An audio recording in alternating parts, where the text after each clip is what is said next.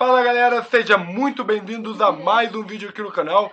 E hoje, um react ao programa Tá Na Área do Sport TV, mostrando todas as informações, as novidades e a escalação para a estreia do Timão no Brasileirão, que rola logo mais às 8 da noite. Então, para não perder nenhuma novidade do Corinthians no Brasileirão, é só se inscrever no canal, deixar o seu like e nos acompanhar até o final. E agora, sem mais delongas, vamos ao vídeo. Também na estreia do Campeonato Brasileiro, vou trazer aqui pro Papo no Tá Na Área o Bruno Cassus, que cobre o dia a dia do Corinthians. Também tem tarefas com seleção brasileira. O homem trabalha demais, né, Cassus? Bem-vindo ao Tá Na Área, boa noite pra você. O Corinthians virando a página dessa vez, mas virando a página com felicidade, né? De volta ao posto mais alto do futebol paulista, levantando um título novamente depois de 6 anos. Tudo bem, cara? Bem-vindo. Tudo bem, Bené? Um abraço para você, para os amigos da mesa. É isso, o Corinthians volta a ser campeão depois de 6 anos, acaba com esse incômodo jejum e tem pouco tempo para celebrar, para curtir essa conquista, né? Hoje os jogadores ganharam folga, vararam a madrugada aí numa festa que aconteceu na própria Neoquímica Arena, em um dos camarotes do estádio. Os jogadores passaram a noite lá curtindo, com familiares, com dirigentes do clube também. Hoje tem folga. E amanhã já se reapresentam e viajam para Salvador, onde o Corinthians estreia no Campeonato Brasileiro. E a gente espera uma estreia com muitas reservas, né? Um Corinthians bastante modificado em relação a esse que empatou com o Palmeiras, mas conquistou o título paulista na última quinta-feira.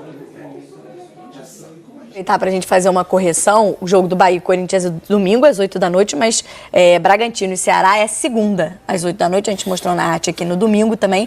Esse jogo encerra a rodada na segunda-feira às 8 da noite entre Bragantino e Ceará, mas enfim, 8h30, aí sim, 8.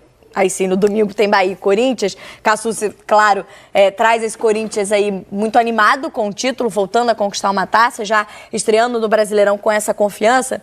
E a gente tá fazendo uma proposta aqui no nosso Tá Na Área hoje, nessa abertura de campeonato. Calma, calma. O Richard já ficou preocupado. Não é, meu coração até acelerou. Calma, amigo, você não vai virar meme, fica tranquilo, tá?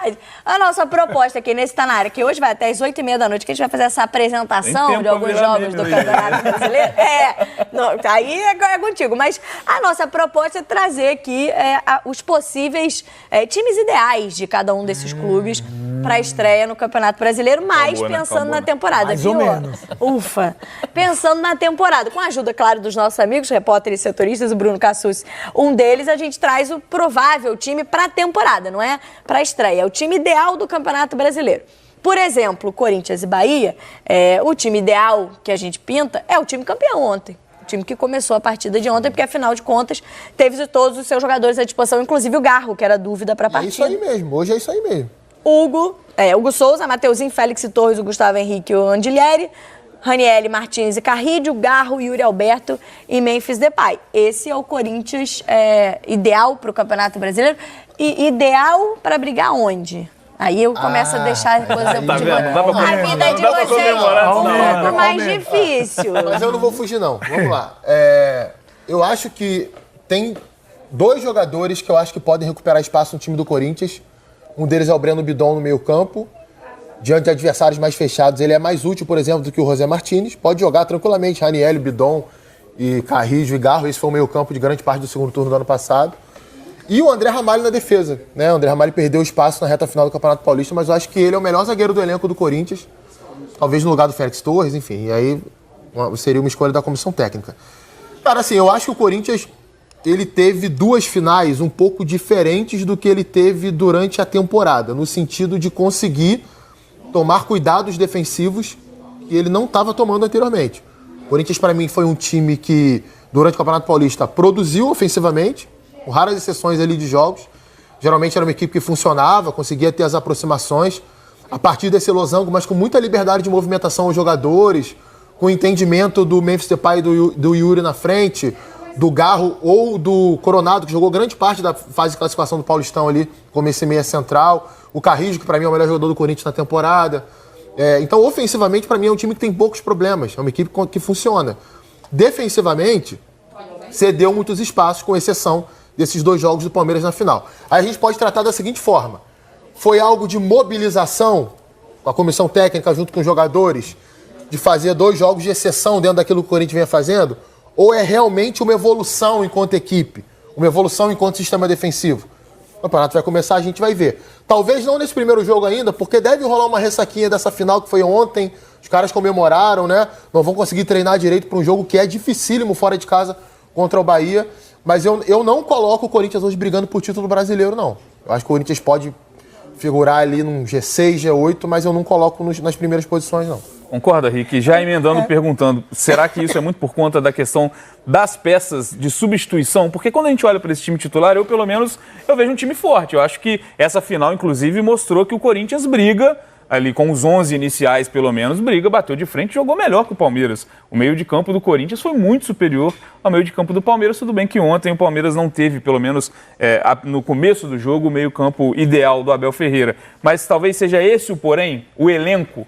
O time titular entrega, mas para um campeonato longo e para um calendário cheio que a gente tem, mais uma vez, no futebol brasileiro, o elenco seja o ponto negativo desse Corinthians? Então, a gente tem que fazer algumas ponderações, porque qual é o Corinthians que vem para esse brasileiro? É o Corinthians eliminado na fase da Libertadores? Isso ainda. Ou é esse Exato. Corinthians com 2 jogos inteligentes taticamente contra um Palmeiras? Eu não consigo ainda saber qual é esse Corinthians que vem. Agora, que algumas observações são importantes, essa questão de ter uma possibilidade de mudar a formação tática e que já deu resultado, né, numa questão de ter um Memphis já meio podendo fazer uma outra movimentação e querendo fazer, porque não é só ele ter que fazer, é ele querer, como foi no primeiro jogo com 3 atacantes sem o Garro, essa questão do losango, essa questão de 2 linhas de 4... Algumas coisas são positivas para esse novo momento do Corinthians, mas eu ainda não consigo entender qual o Corinthians que vem para esse campeonato brasileiro. Porque para as Copas, né, aí é uma outra coisa, é mata-mata, é mais curto. O brasileiro a gente sabe que é diferente, né? Tem questão de calendário, tem questão de elenco, tem questão de peças, e realmente o elenco do Corinthians não é tão recheado para dar tantas possibilidades para o Ramon. Agora, que tem algumas coisas que estão sendo legais, eu achei muito, muito legal esses 2 jogos. Inteligente demais, taticamente, o time do Corinthians. Não tomou sufoco, é claro, tá contra uma equipe que tem possibilidades e é uma grande equipe que é o Palmeiras. Mas não sofreu tanto, como sofreu anteriormente, como sofreria anteriormente. Então, algumas coisas têm acontecido bacana, legais, para essa evolução. Mas eu não consigo cravar ainda qual é o Corinthians que vem para esse Brasileirão. O Corinthians voltou todas as atenções para o jogo de ontem, até falando nessa parte física, né? Porque quando a gente imagina um time do Corinthians muito mudado para a estreia do Campeonato Brasileiro e num jogo complicado contra o Bahia fora de casa, é muito por conta disso. O Carrilho jogou 90 minutos na terça e foi titular ontem. O Garro, né, tinha toda essa questão de ser dúvida, de um possível desfalque. Ele comunicou, inclusive, à comissão técnica o desejo dele de estar em campo ontem, de ser importante para essa conquista do Corinthians. Então, também, esse começo acaba tendo efeito, a utilização desses jogadores no Campeonato Paulista, né? Não, sem dúvida. O Corinthians já vinha um pouco mais desgastado, por mais que fizesse um rodízio, né? O Ramon, em vários momentos da primeira fase do Campeonato Paulista, mesclou reservas e titulares.